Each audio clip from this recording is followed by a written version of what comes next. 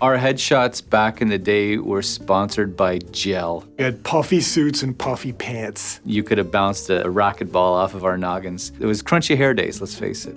I know we did the back-to-back thing, and that was a big mistake. But it was awesome. We had the big at the front. We did it on a wall, and then she put us together when we're back-to-back. That was a big mistake. Such a mistake. The realtor world back then was slower. There was less moving parts to it. There wasn't social media. There wasn't video. People are still taking photos with their phones, but that's another story. But back then, photos weren't a thing. Information, I found. Like nowadays, you don't need a realtor to tell you how much something's worth anymore, right? The information's on the net. You're doing a lot of your own research before you call one of us. And you're calling us basically for our expertise and our consultation, our brains, what's in our brains. You know what a price of the house is. That's the truth. Just the whole technological piece was completely different back then. It was fax machines. We had microfiche still at our office. For sale sign, newspaper ad, open house, phone calls, and MLS.ca back then. That was it, I think.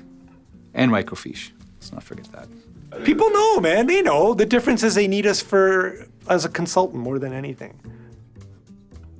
I think people that exist in this business and really enjoy it are the ones that need change. I don't think Jim and I are great with things staying the same, so. I'd be out of it if it wasn't for a partnership, to be honest, because I don't like this part. I don't like social media part. I like the in-person stuff. New tools, new resources, new requirements, new tech, all that stuff is what keeps the motor running, so to speak. It's being that uncomfortable zone where you don't know something yet, and then you figure it out, and then you can use it, and then you find the next thing you don't know, and then you figure that out and you use it.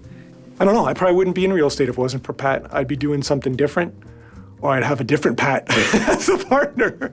But I can't imagine that. Why is the first things that come to mind are like Ricky Bobby and Yes. Cal Naughton Jr. Cal Naughton Jr. Oh, hey, I'm Ricky Bobby. And I'm Cal Naughton Jr. It's gonna be the same one. It's the two guys from Talladega Nights. Let's talk about kids on leashes.